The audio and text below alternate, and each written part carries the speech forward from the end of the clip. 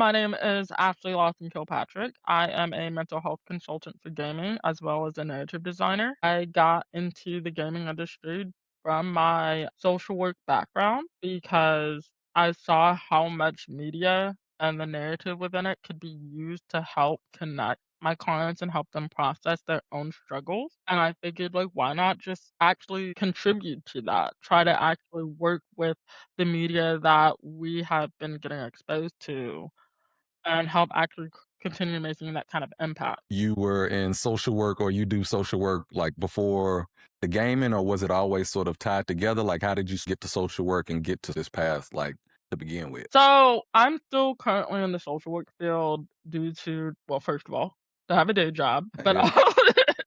but also honestly, the job I currently do, I'm a family intervention specialist. Okay. Yeah. And I, at this point, I'm a student. I'm a student in the game, like, professionally, so I'm learning more and more types of interventions that would be useful for, like, say, for instance, how most kids are handling with having aggression, or how most kids, they have a difficult time not being in control of certain Hmm. situations. Hmm. So, it's still, like, I've been doing this for I've been in the social work field for about more than 5 years at this point. Okay. Okay. But I did it because of the fact that I have my bachelor's and master's. Also the fact that what really helped me get into the whole gaming aspect was this organization called Take This. They really work hard on combining mental health and gaming. On providing any resources, not just the media itself, but also for the industry, because it's very important that we talk about mental health in gaming. We need to talk about mental health in all aspects, really. So I did a fellowship through them, which pushed me more into the gaming industry. I don't think I've talked to many people about mental health in gaming or how that even correlates. I mean, a lot of people find themselves in games or, like you said, the narrative aspect, like there's a lot of connectivity to it. Do you think the rise of technology and more people being into gaming and stuff has, increased that, I guess, anxiety or that mental load for people or for kids in games? Or do you think it's like sort of a combination of things between, like, say, kids maybe not feeling a part of the group at school or a part of some other groups, and sometimes gaming might be the only group you feel like you're a part of? Like, how does all of that cultivate itself into the work that you do? Because I'm pretty sure, like, some people are thinking, like, mental health and gaming, like, what does that even mean? And honestly, the funny thing is that it pops up a lot because a lot of the clients I work with were children. So there's certain games like, of course, Fortnite and Roblox, but it also brings up, like, why exactly they're connected to that. I A lot of kids are into the Fortnite. It's not only for play, but also because they have some kind of connection. They can have friends, they can have type of community through Fortnite. But from what I've seen with Roblox has been used a lot as a distraction for a lot of kiddos with their feelings, because a lot of them, from my experience, I've seen, like, they have the strong attachment to Roblox. They don't wanna do anything else but Roblox. But when it's like they're away from Roblox, they don't know how to emotionally regulate, they don't know how to be okay with, things out of their control. So, it goes back to, like, gaming can be a wonderful tool, but it goes back to how much we're using it and what we're using it for. Especially kids now. I mean, most kids, they ain't going outside, they ain't touching grass. So most of these kids are living on Roblox, and I'm not a Roblox guy. I didn't have the Roblox. For me, like, I guess game connected to it in that sort of way would have been like Call of Duty or Yes. Madden, for example. Like, I mean, Yeah. people spend crazy amounts of time and money on Madden. So, like, that's definitely like when you got your money on the line, and obviously you're gonna be up for that one. Your Yeah. mentals are gonna be very much peaked, but then you get to the point to where it starts to turn into almost an addiction, where it's like, I have to play Madden, I have to bet on Madden, I need to support myself is to do this, this, and this. And then in the background, you got all of these mental triggers. And then now we say that video games are the reason that kids are doing A, B, and C, when I'm not necessarily sure that like, I mean, you can tell me, obviously, talking to the kids, I'm not sure if it's like, is it the game or is it the circumstances that that particular person is in the context of the game? So, like, they are, like you said, using it as some sort of vessel for something. Like, I'm not really sure kind of how you sort of square that circle, because a lot of people, like you said, they just say, "Hey, it's the games, it's the violence in the games and stuff like that." But games have been here for forever, and not everybody is Looney Tunes. You know what I mean? Like so it's not like a super like simple cut and dry like way of going about it. So like when you're talking to kids and processing all of this stuff, like how does it sort itself out? So there's one thing I try and keep in mind when it comes to like, okay, kiddo really likes this game. What kind of game is it? And if I hear that a 5-year-old is playing Roblox, I'll be saying they need to stop playing that absolutely. Because crazy enough, I was surprised. I didn't really care too much about Roblox until I heard a lot about the child online safety aspect of it. And it made me sit back and think like, what rating is Roblox? It's rated T for teens. Yeah. So a 5-year-old should not be on Roblox. I mean, from what I understand, I mean, you can mod it and do all these other things. So, I mean, the ratings really doesn't even matter. If you can mod it and do whatever it is that you kind of want to do to it, I mean, the rating is just, Yeah, yeah, it's yeah, not a thing. but at the same time, it's the concern of if this game is supposed to be intended for teenagers, why are you marketing it towards children? Yeah. So there's that one aspect that I worry about. The other aspect is, say for instance, I had one kiddo aggressive issues, and they had a connection to Call of Duty. That's fine. That's okay. Yes, they had aggression, but it's nothing like, oh, they were learning stuff from Call of Duty and using it in school. No, the issue was emotional regulation, and and instead of hi using coping skills, using relaxation skills, they immediately just went into like, I'm going to go do the one thing that I've witnessed growing up and use that. Uh, if I introduce them to a different game where, hey, you can still be violent in it, you're perfectly fine in it, but also it's also if they can like take something away from it where they realize like they need to have a moment to pause. There was one kid, very destructive, likes destroying things. There was this game called Untitled Goose Game. That really helped them have a controlled environment where they can be chaotic, and it also helped like them open up to me a little bit more and everything. But it instead of punching holes in the wall and everything, they realized like just messing with people in the game, like you're just simulating as a goose in the Yeah. game.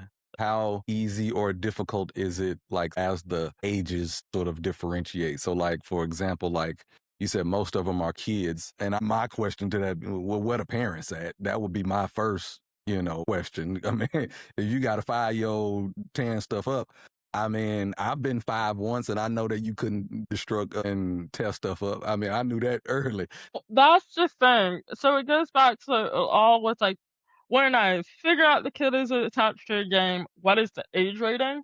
Hmm. Why are the parents paying Yeah. attention to what the kids are playing? It is not the game's fault. Why is a 5-year-old playing Call of Duty or Roblox or anything that's not entirely intended for them to begin with? So there's that, and there's also the fact that I realized a lot of them don't set expectation in the home with these kids, and that's the reason why a lot of it's like chaotic and disorganized, and a lot of them don't know how to emotionally regulate. Fun thing is to find out, it's like, hey, yeah, like, well, kiddo doesn't care about anyone else. They don't show any empathy. Have you taught them empathy? Like, no, it's like that's the whole thing. It's like gaming. There are certain skills you have to learn in the game so you can keep progressing in the game. And the way That's you the do thing. that is a tutorial. Somebody teaches you how to do that. That's where the whole gaming mindset comes in, Yeah. because a lot of the parents wanna be like, "Well, they just don't want to do it." It's like, no, it's that they find it difficult to do certain things. Yeah, they just don't want to do their homework, whereas, like, then finding out that really they're struggling with math, and that's the homework they've been mostly having issues with, and that is a skill that's difficult for them. I guess we can't be nobody else parents or police how they operate. But That is yeah, true. but I mean, it's just I'm thinking of it from the standpoint of, because, like you said, it's not necessarily the game's fault, but a lot of people do blame the games, though. From that aspect, it's like, well, we're just kind of shifting blame at this point instead of trying to fix whatever the actual issue or problem is. But from the gaming side, when it was Jumpstart and all of these God, different, I'm excited. I yeah, missed that. like all of these games that we used to have, like back in the day, that like you would like. I remember playing Jumpstart at school and going home and be like, "Hey, I still kind of want to play Jumpstart if I'm being real." But like you said, at the end of the day, the game is the game. They're not telling you to. They're not forcing you to buy the game or play the game. They're No. they're putting out a product, and if you decide to partake in it, then that is what it is. It's interesting, like when you see like online, you'll see like 5-year-olds who are like super good at Call of Duty and they get all this praise and admiration and stuff. And I mean, will they be getting that same praise and admiration if 10, 15 years from now they can't emotionally regulate? When you're a kid, you get that leeway of kind of being that way. At what point does that stop? Well, the thing is that I already know from my experience is that the parents, they're already dealing with their own struggles. And I already know it's very hard. They can only do their best with the kids. But at the same time though, I feel like as a whole, we need to start paying attention more to the kids as well. Like you said, like Jumpstart. Okay, yeah, there's Jumpstart back in the day. What is Jumpstart nowadays? There's nothing really like that Yeah, entirely for Jumpstart, kids. Mavis Beacon, whatever your flavor was. If you was a typer, if you liked math, it was all kinds of stuff. Do you think that with this growth, like, have you seen this like increase? More kids do get into tech, or like it's kids on TikTok and they barely even know how to speak. It's only gonna get worse, I guess, in a way. But like, do you see trend here as far as like how people are navigating these different areas? Well, I have to say, like, comparing to our childhood to today's generation's childhood, is that they're overexposed to technology. Kindergartners have their own laptops now. When I remember that we had very limited access to computers. We had literally a computer class. So that's the one thing, is that I'm happy that, yay, we have all these devices, we have all this technology, but it's like we got to the point where kids are getting so attached to just using nothing but technology. Okay, I at one point was a substitute teacher, and I had a middle school student come to me to show me that, oh yeah, I finished my essay. I looked in one sentence of the essay and it's like, you chat GPT, didn't you? It's great that we have these devices, but it goes back to why I say that it's so important that we pay attention to the kids, because they don't have the same childhood as we did growing up. There's no like actual online spaces dedicated for children anymore. There's not exactly that. It's like they are trying to lean into certain products that are outside of that product demographic. Because what else do they have? I mean, if a 5-year-old is playing the same Call of Duty that I'm playing, I mean, I mean, it might be better at too, which is the wildest. Like that's the thing, you know what I mean? It's like it's not like these kids are bad at the games and nothing either. It's like it's just they just don't know how to be human beings. Really, Yeah, their whole identity is online. So like they don't know anything outside of me on TikTok or me on YouTube or me on, you know what I'm saying? or Like them trying to be like the person that they see online. I guess that's sort of a unfortunate byproduct of like streamers and esports and all this stuff. It's only this many people that make that sort of money, have that sort of lifestyle and all of that stuff. That's kind of in any industry. I mean, you see the top 1% of people and thinking that I'm supposed to be there without any type of structure, work, whatever the case may be in order to get there. Not only that, they're losing sight of why some of these people even got into like the early streamers back in the day. It was because they genuinely wanted to like play games and just share it with other people. That is it. They weren't trying to make entirely a lot of money off of it. They ain't my kids, so I mean, I can't say nothing. How do you go about like determining like whether or not they're just acting out? Maybe it's just kind of they having a moment versus somebody who was really like, okay, you got issues, like you really need to stop playing this game. How do you go about deciphering, I guess, extremes from the normal kid just trying to play games and stuff? It's fine if it's just kiddos like likes this game and just has a little bit of verbal aggression, a little bit of, talking back to their parents and stuff, and like, okay, that's fine. If kiddo is showing concerning behavior at home, at school, and they're heavily dependent on a game, and they're engaging in inappropriate behaviors online, then that's when it's like we have to take the game away. It's not the game's fault, but it's because that is another space where you keep engaging. You keep getting into that. Same with the online space. We have to look at it's like the main concern that we have is safety for the kids. Not from like, oh, the people around them, but also as well themselves, because they're exposing themselves to certain content that they're not fully understanding of how dangerous it is for them. I wonder how that's translate to like real world stuff. These days, you can go get the same guns you can see in these games or whatever, and I'm sure somebody would be like, "Well, I saw it on Call of Duty. I'm gonna try." And I mean, you can say that, but I mean, at the same time, it should have never even got to that point. It's a catch-22 because I mean, personally, I don't know nobody that don't play games. It's not like just games are just inherently turning people into mindless zombies. It's got to be deeper than that. I'm gonna really go ahead and shout out that to the organization that I did my fellowship with, Take This. They actually do research on the whole violence in gaming and everything. There's no correlation. So that means it's like kiddo who was constantly engaging in a concerning behavior. It wasn't from the games. It was just the games was another factor that came into play with the behavior. There was a lot of other things that were going on through like trauma or the experiences in the foster care system. It's that I just don't want games to be just because it's like, oh yeah, it's all the game's fault. It's like no, no, no, no, no, no. Games are just a tool. They're not the source when it comes to this kind of stuff. But however, there is one other thing in games that I do find like, yeah, it could be a tool, but there is some harmful aspects of it, such as like with representation in gaming, which I feel like we need to do a lot better on because, we talked about, a lot of kids and a lot of people are using games on how they reflect in real life. I mean, the only example I can think of for that is like Grand Theft Auto.